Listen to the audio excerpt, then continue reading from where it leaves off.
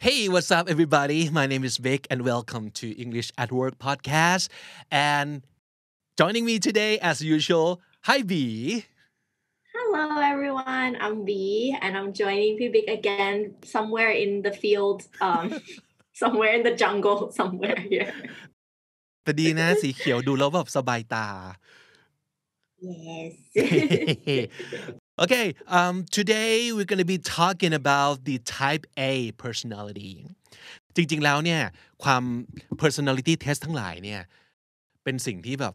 ชอบเป็นการส่วนตัวมันสนุกดีแล้วก็คุณผู้ฟังรายการคำนี้ดีพอดแคสต์ก็ชอบเราเคยทำเรื่องเกี่ยวกับ Myers-Briggs มาแล้ว introvert extrovert enneagram แล้วก็แตะมาแล้วนะครับแต่มีอีกอันหนึ่งนะครับซึ่งมันคือคำว่า type A personality ซึ่งจริงๆแล้วเนี่ยพอไปค้นคว้าดูแล้วเนี่ยพบว่ามันมี A B C D แล้วก็ X เพราะฉะนั้นมันจะมีแบบ4บวก1ใช่ไหมครับเหตุผลที่ทำให้เลือก type A มาในวันนี้เนี่ยมาคุยกับบีเนี่ยแล้วก็คุณผู้ชมคุณผู้ฟังเนี่ยเพราะว่ามันเป็นสิ่งที่เราได้ยินบ่อยที่สุดเลยนะครับว่า you're such a type A you're the huge type A personality ซึ่งเพิ่งเรียนรู้จากบีเมื่อสักครู่นี้ว่าบีไม่เคยได้ยิน expression นี้เลยใช่ไหม No, I've really never heard this expression before. So I was wondering what is type A personality อะฮะ mean? ก่อนอื่นอ Yeah. ย่างนี้ก่อนนะครับเราไปหาเอ่อจริงๆอ่านจากหลายเว็บไซต์แล้วค่อนข้างชอบของที่นี่นะครับมันอยู่ในเว็บที่ชื่อว่า highersuccess.com เกี่ยวกับเรื่องของare you a type A personality or understanding the four personality types ซึ่งเขาก็จะเขียนมานะครับมีทั้งหมด4แบบก็คือ type A B C แล้วก็ D นะฮะเดี๋ยวเราจะทิ้งลิงก์เอาไว้ให้คุณผู้ชมคุณผู้ฟังเนี่ยลองเข้าไปดูบทความตัวเต็มได้วันนี้เราจะพูดเฉพาะเรื่อง type A เพราะฉะนั้นคำถามคือคุณเป็นคน type A หรือเปล่าและสิ่งนี้มันจะค่อนข้างเกี่ยวกับเรื่องการทำงานมันถึงมาอยู่ในรายการ English at Work ด้วยนะครับหวีก็เลยอยากจะให้ลองนึกถึงเพื่อนร่วมทีมของเราอ่า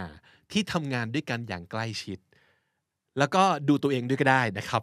แล้วลองเช็คดูซิว่ามันมีคน type A แบบเนี้ยอยู่ในกลุ่มของคุณหรือเปล่าแล้วเดี๋ยวเราจะบอกจริงๆผมว่าทุกกลุ่มแหละมันจะมีข้อดีข้อเสียมันอยู่ที่ว่าใครมาเจอกับใครแล้วผสมกันทำงานอยู่ร่วมกันได้ยังไงแล้วส่วนผสมนั้นมันจะออกมาแบบเป็น positive negative toxic ไหมหรือว่าหรือแบบ pleasant หรืออะไรอย่างเงี้ยก็ไม่รู้เหมือนกันแต่ว่าอย่างน้อยพอเรารู้แล้วว่าแต่ละคนเนี่ยมันมีคาแรคเตอร์ที่มันต่างกันแล้วเราจะอยู่ร่วมกับคนแบบนี้ยังไงนั้นก็น่าจะเป็นคีย์เนาะในการที่จะทำให้เราแบบเฮ้ยไม่จำเป็นจะต้องมาเปลี่ยนตัวตนกันแต่ว่าเรารู้แล้วว่า how do we deal with this kind of personality right อืม Yeah. เพราะฉะนั้นมาดูกันครับ So, yeah. ฮะ So what are the aspects of a type A personality? Pibik, can you fill me in on this? yeah basically the type A personality likes to be in charge and be in control so basically they're the leader type or the director type ชอบที่จะกำกับการแสดงชอบที่จะดูแลเป็นผู้นำนะครับชอบที่จะอ่าเป็นคนรับผิดชอบอะจะเป็นหัวหน้าอะไรประมาณนั้นนั่นคือสิ่งที่ type A จะเป็นนะครับแล้วก็อ่า they also like to be in control of their environment and their lives Ah, นั่นก็คื okay. อข้อหนึ่งนะครับสองคือ they're normally not very detail oriented but they're choosing to delegate details to others so they don't want to go into details because they kind of want to make a big decision like the huge one just leave it to them but like the thing with all the details they just like delegate มันคือมอบหมายให้คนอื่นเอาไปทำนะครับแล้วก็ they're usually very goal oriented and practical in their solutions นั่นคือ3อันหลักๆที่น่าจะทำให้เห็นภาพอยู่ว่ามีไหมเพื่อนคนนี้ในกลุ่มมีไหมชอบเป็นI หัว think หน้า so. นะแล้วก็ว่าเป็นคนที่แบบว่าแจกจ่ายงานนะครับดีเทลไม่ต้องมาให้พี่ดูอันตัดสินใจใหญ่ๆมาเดี๋ยวเคาะให้นะครับแล้วก็ goal oriented คือตั้งเป้าแล้วต้องเอาให้ได้และแก้ปัญหาแบบ practical can you like explain how the practical solution looks like Practical solutions are things that could be achieved. So not too abstract, อืม not really, like too out of the box. Everything. So อืม they're practical solutions. So things that could really, really help fix the problems that อื you're ม talking about. ไม่ฟุ้งฝันเนาะแต่ว่าเป็นสิ่งจับต้องได้แล้วก็ใช้งานได้จริงประมาณนั้นนะครับชอบแก้ปัญหาแบบนี้นะครับมันมีหลายๆคนอาจจะคุ้นเคยกับ Myers-Briggs ใช่ไหมหรือว่าคุ้นเคยกับ Yeah. Enneagram ก็คือนพลักษ์เขาบอกว่าถ้าสมมติเกิดเป็น Myers-Briggs เนี่ยจะมี4กลุ่มที่อาจจะเข้าข่ายนะครับ1คือ ENFJ 2คือ ENFP 3คือ INFJ และอันที่4คือ INFP 4อันนี้น่าจะเข้าข่าย Type A นะครับอันต่อมาคือ Enneagram จะมี2กลุ่มนะครับที่เข้าข่าย Type A คือ Adventurer กับ Achiever อ่าประมาณนี้ถ้าสมมุติเกิดเคยทำแบบทดสอบอื่นแล้วก็รู้ type ของ Oh, ตัวเอง interesting. จะได้เอามาลิงก์ได้ว่าเราอาจจะเป็น type A ก็ได้ดูรายละเอียดต่อไปนะครับอันแรกเลยมาดูก่อนว่า strengths ของเขาจุดแข็งของ type A personality เนี่ยเป็นยังไงนะครับอันที่1 embraces change โอเค เป็นคนที่ชอบการเปลี่ยนแปลง ไม่ได้กลัวการเปลี่ยนแปลง ครับ embrace ก็คือ welcome มีการเปลี่ยนแปลงขึ้นมาก็ได้มาจัดไปประมาณนี้นะครับเพราะหลายๆคนอาจจะเป็นลักษณะของการแบบเปลี่ยนอีกแล้วไม่ชอบเลยชอบอะไรเดิมๆที่มันรู้สึกแบบ safe แล้ว secure แล้วมากกว่าแต่ type นี้คือไม่กลัวนะครับอันที่2คือ take charge very obvious So people that like to be the main decision maker. yes fast paced เป็นว่องไวแบบมีการเปลี่ยนแปลงมาแล้วตัดสินใจชั่วชะ บูมแบม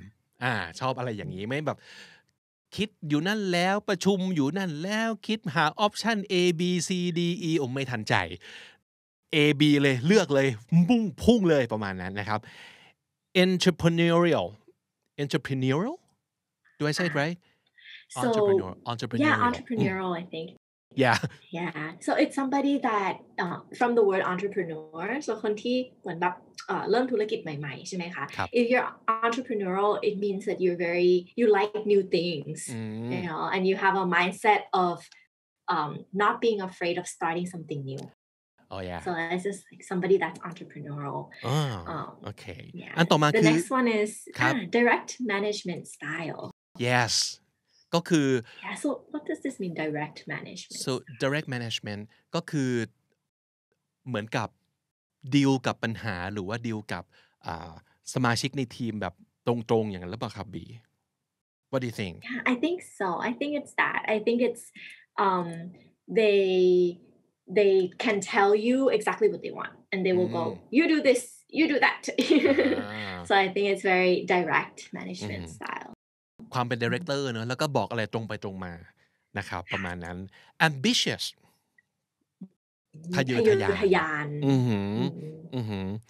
and the next one is very interesting B works independently เป็นคนที่ทำงานเดี่ยวๆได้ดี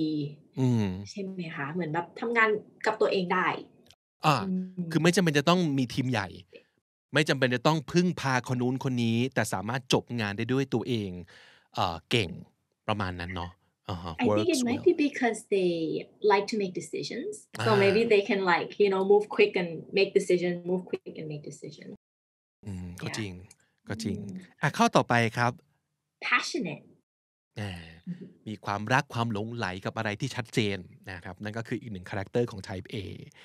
อันต่อมาคือ demands maximum freedom maximum ต้องการ maximum เลยนะคือต้องการ demand คือต้องการ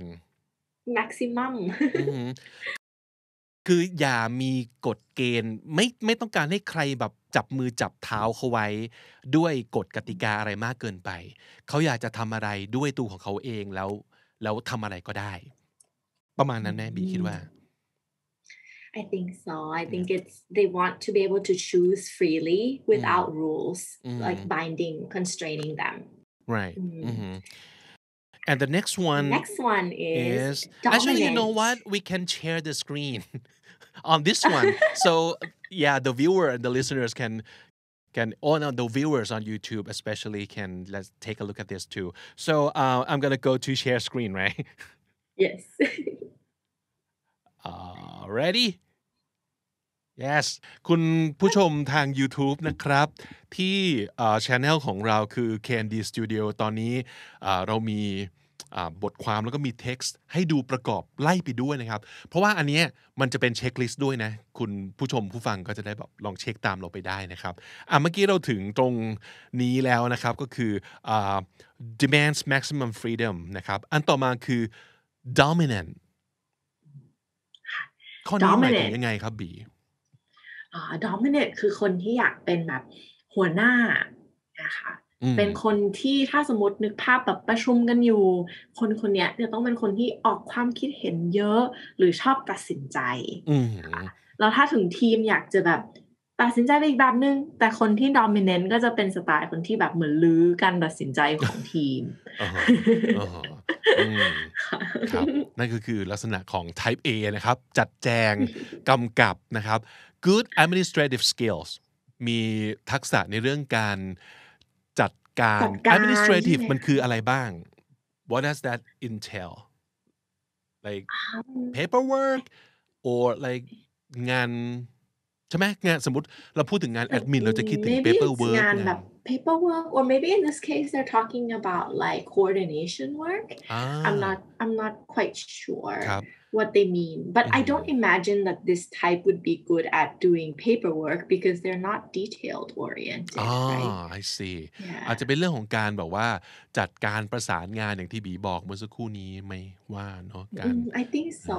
yeah okay. And the next one, highly competitive. That's pretty obvious, right? Because they are very ambitious and they are very goal-oriented. So it makes sense that they also very competitive.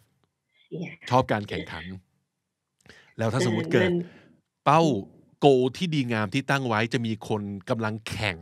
พุ่งไปนะครับเขาก็ต้องเอาชนะให้ได้เพราะว่าเขาต้องไปถึงจุดหมายให้ได้นั่นคือลักษณะของ type A นะครับอันต่อมามีอะไรอีกครับวี good delegation skills แจกงานเก่งก็คือใช่แจกงานเก่งคนสไตล์นี้อาจจะ ambitious มองที่ goal แต่ใน detail เขาอาจจะไม่ถนัดค่ะก็เลยต้องแจกงานให้เพื่อนช่วยกันมา add on ให้หน่อยครับแล้วก็ strength อันสุดท้ายก็คือ multitasking เก่งมากในเรื่องของการทำหลายๆอย่างในเวลาเดียวกันเท่าที่ลองฟังดูแล้วนะครับคุณมีจุดแข็งเหล่านี้หรือเปล่าติ๊กไปได้กี่ข้อนะครับโทษเก็บไว้อันต่อมาเป็นเรื่องของ weaknesses บ้างมีอะไรบ้างครับบีสำหรับ type A they're very stubborn หัวดื้อที่สุดดื้อเนาะเหมือนแบบเพื่อนจะเอาแบบนี้ไม่เอาต้องเป็นทางนี้สิเพราะว่าเป็นคนชอบตัดสินใจบอกอะไรไม่เชื่อเขาเชื่อมั่นในตัวเองนะtype นี้นะใช่นะครับข้อดีของเขาก็คือเขาจะเร็วเนาะในการทำงานข้อเสียก็คือเขาจะดื้อกับความคิดเห็นของคนอื่นครับอันที่สองคือ workaholic บ้างานที่สุดนะครับอันที่สามคือ impatient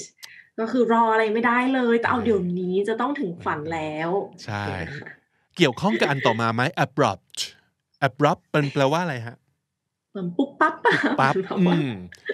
บปั๊บอาจจะเปลี่ยนไปเปลี่ยนมาคือถ้าสมมุติเกิดคนอื่นแบบสปีดช้ากับเขาเยอะๆอาจจะอึดอัดมากจะรู้สึกแล้วเขาก็จะอึดอัดคุณด้วยนะว่าทำไมตามไม่ทันเขาสักทีก็มีเห็นแปลกเลยที่จะบอกว่าเปลี่ยนไปเปลี่ยนมาก็ถ้าสมมุติเกิดเจอดีกว่าก็เปลี่ยนดิถ้าสมมุติเกิดอีกอันนึงมันไปก็ไปดิอะไรอย่างเงี้ยมันจะ abrupt มันจะปุบปับนะครับถ้าสมมุติเกิดรู้สึกว่าคุณเป็นสเต็ปที่ตะต่อนยอนนิดนึงนะคุณจะรู้สึกเป็นบ้ากับคน type A มากๆเหมือนกันนะครับอันต่อมา tough เข้มงวดเนาะว่าอันนี้จะเป็นเซนส์ของเป็นคนที่อยากได้อะไรก็จะเอาอย่างนั้นก็เลยจะต้องแบบบี้เอาให้ได้ไม่ยอมเลยแบบไม่ยอม compromise the end goal นะคะก็จะเป็นคนที่เข้มงวดมากกับสิ่งปลายทางที่เขาอยากจะเห็น แล้วเนื่องจากเขาเป็นคนดื้อด้วยเนาะเป็นคน ใช่ stubborn จะเปลี่ยนใจเขานี่ไม่ใช่ง่ายๆเลยมันจะ tough มากนะครับเขาจะเอาแบบนี้ก็ต้องแบบนี้ประมาณนั้นนะครับอันต่อมาครับ easily angered โกรธง่ายหายเร็วหรือเปล่าไม่แน่ใจแต่ว่า easily angered นะครับ ต่อมาคือ insensitive insensitive Mm-hmm. insensitive นี่ก็คืออ่าไม่ไม่ค่อยรับรู้ถึงความรู้สึกของคนอื่นไหมคะพี่บิ๊กเหมือนกับเท่าที่ฟังมาเขาจะไม่ใช่คนที่แบบชอบลงดีเทลจุกจิกอาจจะเกี่ยวกันว่าอะไรก็ตามที่มันดูจุกจิกหยุมหยิมไม่ใช่ภาพใหญ่ไม่ใช่สิ่งที่จะทำให้เขาแบบพุ่งไปที่โกได้เนี่ยเขาก็จะเหมือนกับมองข้ามรู้สึกว่ามันไม่ใช่ประเด็นสำคัญที่จะเอามาถกกันหรือพูดถึงประมาณนั้นนะครับก็อาจจะดู insensitive นิดนึงสำหรับคนที่ต้องทำสิ่งนั้นเนาะเหมือนเขาเดลิเกตมาให้เราทำพาร์ทนี้แต่ไม่เห็นสนใจเราเลยเขาอาจจะมีความ insensitive อยู่ในตัวแต่เพราะว่าเขาต้องพุ่งเร็วเนาะก็เลยอาจจะไม่มีเวลามาดูแลตรงนี้เหมือนมันต้องเทรดออฟประมาณหนึ่งเหมือนกันเนาะว่าตอนนั้นมันต้องการให้งานเสร็จเร็วที่สุดและชนะหรือต้องการดูแลแบบจิตใจทีมเมมเบอร์อะไรเงี้ยมันจะต้องแบบดูว่าตอนนั้นเนี่ยต้องการอะไรด้วยเหมือนกันนะครับอันต่อมาครับอันนี้ก็แบบ ill tempered or short fuse มันคือฟิวขาดง่ายใช่ไหมบีใช่ค่ะเขาเป็นคนที่เหมือนอาจจะก่อนหน้านี้แล้วแหละที่เป็นคนที่โกรธง่ายแต่ไม่รู้ว่าจะหายเร็วหรือเปล่าแต่ที่แน่ๆอารมณ์ร้ายอารมณ์ร้อนนะครับ intolerant ก็คือไม่ยอมประนีประนอมไหมนะไม่ประนีประนอมใช่ใช่คือคำนี้เลยแหละเนาะแล้วก็สุดท้าย domineering ก็จริงๆแล้วมันก็จะคล้ายๆกับข้างบนที่มันเป็น dominant เนาะใช่มันเป็นแบบได้ทั้งstrength แล้วก็ weakness ในเวลาเดียวกันเหมือนกันเนาะค่ะเหมือน strength ก็อาจจะเป็นการตัดสินใจได้เร็วเป็นคนที่เป็นสไตล์แบบโอ้ยเรายื่นการตัดสินใจยากๆให้เขาแล้วคนนี้แบบชั่วฉะได้เลยไว้ใจได้เลยใช่ไว้ใจเขาตัดสินใจได้แต่ในมุมกลับกันอาจจะเป็น weakness ตรงที่ว่าจะเป็นคนที่จะต้องเอาแบบที่ตัวเองต้องการเท่านั้นครับมันเหมือนกับการที่เหมือนกับคล้ายๆไปข่มไว้เนาะ domineering เนาะมันไปข่มทุกคนไว้อะว่าเราจะต้องแบบเด่นขึ้นมาการตัดสินใจสิทธิพิเศษในการแบบอะไรอย่างเงี้ยเขาจะมีมากกว่าเสมอมันจะเป็นลักษณะคล้ายๆเป็นอย่างนั้นนั่นคือ type A ในมุมหนึ่งนะครับมาดูอันนี้สำคัญมากๆเลยนะ what motivates a type A personality สิ่งที่เป็นแรงขับเคลื่อนของ type A ข้อหนึ่งน่าประทับใจมากครับก็คือ money เงิน ทำเพื่อเงินเก่งนะครับมีเป้าหมายที่ชัดเจนเนาะอันนี้ผลักดันเขาได้ดีมากสอง opportunity หรือว่าพอเขาเป็นคนพุ่งเป็นคนแบบฝัน dream big เนาะ opportunities to ก้าวหน้า room for growth น่าจะเป็นสิ่งที่ drive เขาได้ง่ายมากโอกาสในการเติบโตนะครับอันที่สาม freedom and independence อย่างที่บอกเมื่อกี้ว่าต้องการ maximum freedom ถูกไหมอันนี้ก็เกี่ยวข้องกันเนาะใช่ก็คือน่าจะเป็นว่าถ้าเราให้เขาสามารถตัดสินใจได้ this is your freedom you have the freedom to decide whatever เขาน่าจะแฮปปี้มากใช่อันที่สี่เนี่ยเป็นคำที่ค่อนข้างยากแอดวานนิดนึงนะบีเนาะ favorable risk reward ratio แปลตัวไหนก่อนดี ratio กัน ratio คืออัตราส่วนใช่ไหม risk reward ratio ก็คือความเสี่ยงกับรางวัลใช่ไหมครับ favorable risk reward ratio what do you think that means favorable means ในทางที่ดีใช่ไหมคะ favorable risk reward ratio ก็คือเป็นคนที่จะยังไงดีเหมือนมี reward สูงสำหรับการ take risk สูงเขาจะแบบสนุกสนานกับ playground นี้มากคล้ายๆกับการลงทุนที่เขาพูดว่าแบบ high risk high return อะไรประมาณนั้นป่ะที่แบบยิ่งเสี่ยงมากโอกาสที่จะยิ่งวินก็จะยิ่งเยอะขึ้น คืออัตราส่วน yes ตรงเนี้ยถ้าสมมุติเกิดมีเยอะๆเขาก็จะมันจะยิ่ง motivate ให้เขาทำใช่ไหมครับใช่เพราะเขาชอบ take risk ใช่ไหมคะที่เราเคยเห็นกันก่อนหน้านี้แล้วถ้าชอบ take risk ก็คงอยากจะได้รับรางวัลตอบแทนที่ดีตามไปด้วยกับการ take risk นั้นๆchallenges แสดงว่าไม่ใช่ไม่ชอบทำงานง่ายถูกไหมชอบทำอะไรถ้างานง่ายยงานากที่เคยทำสำเร็จมาแล้วก็จะรู้สึกไม่ตื่นเต้นเลยๆเนาะอืมชอบอะไรใหม่ๆชอบอะไรยากๆค่ะอืมถัดมาคือ urgency อันนี้คือความมันคือด่วนใช่ไหม urgent มันคือด่วนเพราะฉะนั้นมันก็น่าจะแปลว่าอาชอบอะไรที่แบบทำได้เลยไม่ต้องมาเตรียมกันนานๆอย่างนั้นหรือเปล่าครับไม่ต้องมาแบบมี yeah process เยอะๆแล้วก็อยากจะได้ทำได้แสดงฝีมือได้พุ่งอ่ะแล้วรู้สึกว่า type เนี้ยสำคัญสำหรับเขาคือพุ่งใช่ it might be a hero complex I'm not sure พี่ Oh, that's a a very hero interesting word. yeah a hero complex is somebody that wants to be a Be a hero hero. Yeah. in every situation so อืม they like it when they're put in a situation where แบบทุกอย่างมันจะล่มแล้วแบบถ้าคุณไม่มาช่วย now right now อะไรอย่างเงี้ยค่ะเขาน่าจะแบบโอ้แบบอยากจะ tap in be a hero in this situation I think Yes. that's why they're motivated by sense of urgency เหมือนแบบทุ Right. กอย่างมันจะต้องเร็วอือหือไม่ใช่มีแบบอ๋อเดี๋ยวเราจะต้องไปกรอกเอกสารนี้ก่อนแล้วก็ค่อยเข้าสู่กระบวนการโอ้แบบเริ่มแบเอบอเออ yeah yes yes success อันนี้ obvious เนอะเขาแบบ goal oriented มากนะครับต้องการแล้วก็ ความสำเร็จ ambition ด้วย ambitious มากๆนะครับแล้วสุดท้าย leadership คนแบบเนี้ยไม่เป็นหัวหน้าและผู้นำไม่ได้หรอก type A ว่าไหมอือหือใช่เขาจะหงุดหงิดกับการที่ตัดสินใจไม่ได้ครับ อืมเพราะฉะนั้นเอาง่ายๆเลยสำหรับก้อนนี้นะครับใครที่อยากจะจ้าง Type A อยากจะซื้อตัวนะครับคนนี้เก่งมากอยากได้คุณต้องมีครบทุกข้อให้เขาถูกไหมถ้าเกิดแบบมีหมดเลยว่าเฮ้ยเงินดีโอกาสเติบโตสูงทำอะไรทำได้ตามใจนะครับแล้วก็ถ้าสมมุติเกิดคุณยิ่งได้แสดงฝีมือมากยิ่งเสี่ยงมาก คุณจะได้ผลตอบแทนที่สูง มีอะไรที่ท้าทาย มีความสำเร็จมากมายรออยู่ คุณได้เป็นผู้นำ โอ้โห ถ้าครบตรงนี้ปั๊บเนี่ย Type A กระโดดกอดเลยนะครับใช่ไหม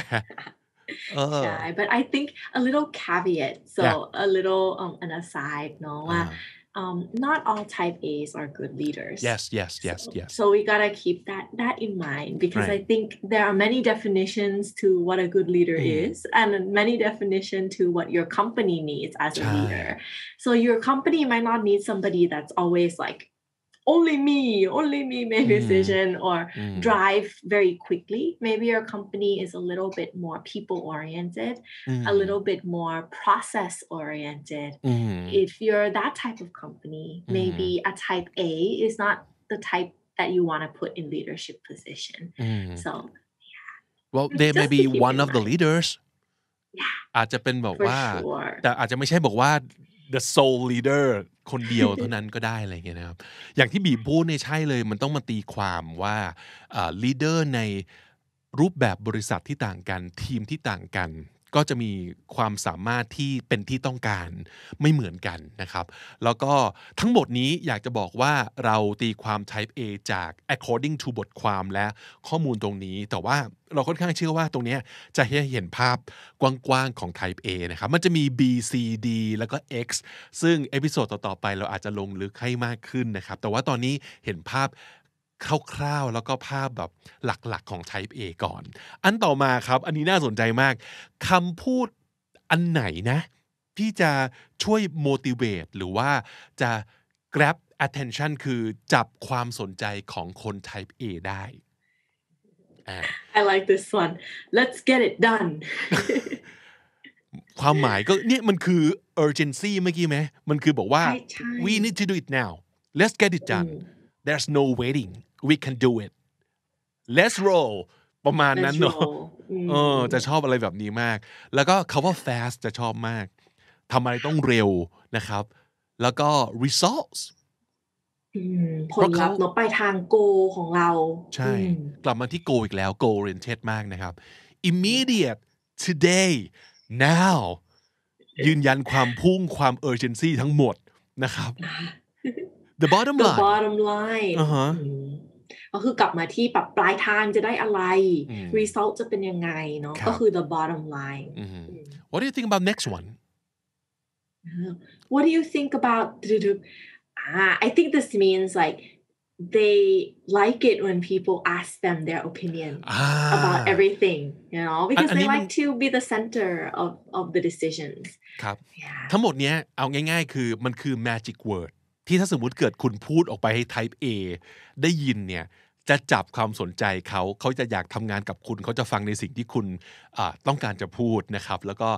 อาจจะได้ร่วมงานกันนะครับถ้าสมมุติเกิดคุณถาม type A ว่า what do you think about จุดๆนั่นคือให้เวทีกับเขาในการแบบ shine แล้วนะครับแล้วก็ยังมีคำว่า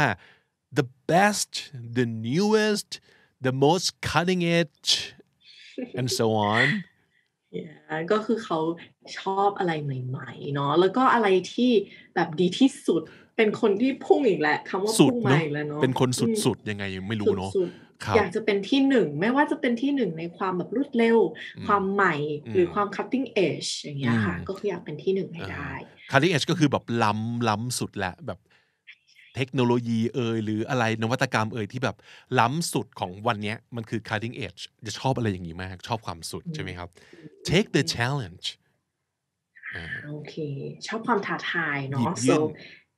if you offer them ความยากหรือความท้าทายเนี่ย they would love to do it yes และสุดท้ายครับบีครับสิ่งนี้คือ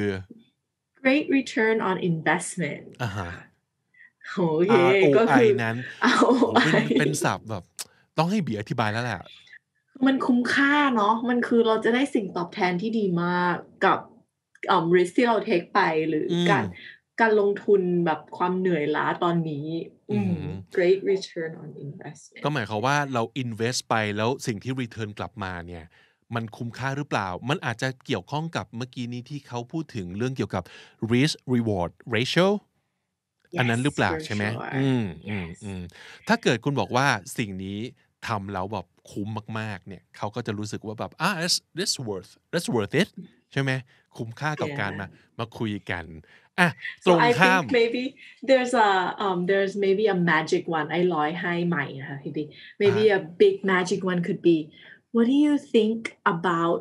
doing something no one has ever done before oh my god that would blow their heads off จะรักมากจะตื่นเต้นมาก yeah you could use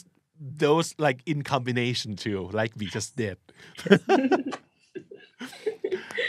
ตรงกันข้ามอันนี้ก็สนุกเหมือนกันครับ turn offs ก็คือฟังแล้วแบบหมดอารมณ์เลยฟังแล้วเซ็งฟังแล้วไม่อยากจะคุยด้วย dislikes and fears ของ type A personality นะครับคำว่าอะไรบ้างที่เขาจะไม่โอเคอันแรกเลยนี่คืออะไรครับบี touchy feely things how do you describe that things there are things that are like ยังไงเป็นเรื่องความรู้สึกเนาะ when you say something is touchy feely it means that something that is about like the heart so it's too emotional to them probably yeah I think it's too emotional and I think we said before that they're a bit insensitive so they want to go to the goal are you tired go rest and come back you know so I don't think they like touchy feely things ใช่หรือว่าบอกว่าช่วงสมมตินะช่วงนี้บอกว่าทะเลาะกับแฟนอยู่มีปัญหาแบบว่ากับที่บ้านแบบว่ารู้สึกตอนนี้รู้สึกน้อยใจหรืออะไรอย่างเงี้ยเขาจะมองว่าเป็นเรื่องที่ไม่ได้สำคัญแล้วก็เฮ้ยมันช่วยในเรื่องการไปถึงโกของเรายังไงหรือเปล่าเราใจร้ายกับ type A มากเกินไปไหมอันนี้คือไม่ได้ว่านะแต่ว่ามันเหมือนกับแบบโดยพื้นฐานมันจะเป็นประมาณนี้หรือเปล่า I think actually maybe it's the reason why they can do their job so well like because they have to be very ambitious and think about the goal and the bottom line. So if their decision making is swayed by touchy-feely things like ideals of the heart, I think it could come in the way of them, performing in like making decisions based on like facts, right? So if it's like, oh, if you go for A instead of B, this person's gonna feel left out from the decision making. Like if it's that, I think they would feel about, then I'm not doing my job. I make hard decisions. And sometimes people that make hard decisions need to leave touchy-feely things out of the picture. Yeah. จริงๆเขาว่า touchy feely มันมี connotation ที่มันค่อนข้าง negative อยู่เนาะมันไม่ได้แปลว่า emotional เฉยๆแต่มันค่อนข้างจะแปลว่า emotional เกินไปในการตีความของผมนะครับคือ touchy feely มันจะดูเป็นคำที่แบบเอาไว้ล้อๆกันว่าแบบอะไรจะสมมติดราม่าอะไรขนาดนั้นเบอร์นั้นมันจะมากไปกว่าแค่ emotional ผมไม่รู้สึกว่า type A เป็นโรบอทขนาดนั้นนะแต่เขารู้สึกว่าถ้าเกิดมัน stay in the way of doing the job or making like sensible decision that's a turn off for them like มันกำลังพูดถึง turn off dislike แล้ว fear นะครับสิ่งเหล่านี้เนี่ยมันเป็นจุดอ่อนของ type A ด้วยซ้ำไปอันต่อมาเขาบอกว่าเป็น long explanations or descriptions I think they like to get to the point ใช่ไหมคะว่าไม่ต้องมาพูดอะไรยืดยาวเนาะไม่ต้องเล่าอะไรเยอะ let's tell me what you need tell me the gist of this what is it the gist like the main idea like the most important thing like in short what do you want what does it mean there's no time we gotta go to the moon ประมาณนั้นนะอันต่อมาครับบีครับexplaining things in emotional term or more than once to the same person นั่นก็คือ combine 2ข้อแรกเข้าด้วยกันเหมือนกันเนาะใช่อาจจะเป็นความรู้สึกว่าถ้าจะต้องมาแบบมายุ่งกับการดูแลใจจิตใจคนอะไรอย่างนี้ค่ะก็อาจจะแบบไม่ค่อยอินหรือการที่จะต้องมา motivate คนด้วยการเอาความรู้สึกแบบ emotional things นำอันนี้ก็อาจจะไม่ถนัดใช่ไหมคะพี่บิ๊กเช่นบางทีเราจะ motivate คนแล้วเรามาบอกว่าเอ้ยมันน่าจะแบบสนุกมากเลยนะอยู่น่าจะได้แบบเรียนรู้อะไรเยอะแยะเลยอะไรอย่างเงี้ยค่ะอันนี้อาจจะไม่ได้เป็นแบบ what motivates them อาจจะ turn off เขาอาจจะอินกับการพูดใช่ครับแล้วก็ looking soft or vulnerable so they don't like to be perceived as like softy or like too vulnerable right yeah so looking soft คือเหมือนคนตัวนิ่มๆคนตัวนิ่มๆนี่คือยังไงดีคะพี่บิ๊กคือมีความรู้สึกเหมือนแบบหยวนมีความหยวนมีความใจดีมากเกินไปเขาอาจจะมองว่าเขาอยากจะเป็นคนที่เฉียบขาดแล้วก็อย่าลืม get things done นั่นคือสิ่งที่เขาชอบที่สุดใช่ไหม get things done แล้วก็ just finish it already soft คือบอกว่าหยวนฟังแล้วก็ใจดีผ่อนปรนไม่เสร็จไม่เป็นไรอะไรอย่างเงี้ยไม่มีความบี้ไม่มีความโหดนั่นคือ soft ในสายตาของคนกลุ่มหนึ่งนะครับแล้ว vulnerable ก็คือเป็นลักษณะของการแบบถูกทำให้อ่อนแอด้วยอารมณ์หรือข้อเสียบางอย่างถูกไหมใช่อันถัดมาค่ะคือ falling into routines